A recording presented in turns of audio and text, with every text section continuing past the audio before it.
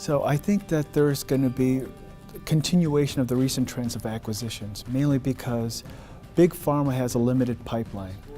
I think the innovation that comes from startups and biotech are going to continue to grow, and as they go through phase 1, 2, and 3 clinical trials, they de-risk as far as the investments made by big pharma companies.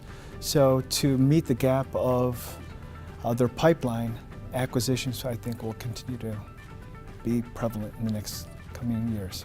As patents expire on some of the blockbusters, big pharma is going to continue to look for new innovations, and many times those innovations are coming from the richer pipelines of small startups or biotechs.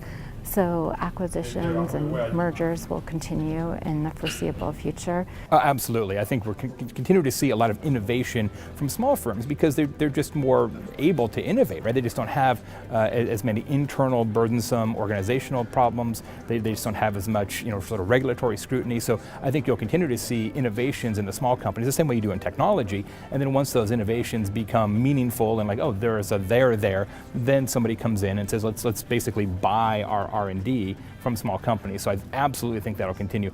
On the mergers side, yes, but there's a limit to that, right? There's only so many giant companies that can be created. You're seeing that certainly in pharma. You also see it in telecommunications and in other circumstances. So yes, I think we'll continue to see M&A activity, but in terms of creating more giant organizations, there's a limit to how many of those there's going to be.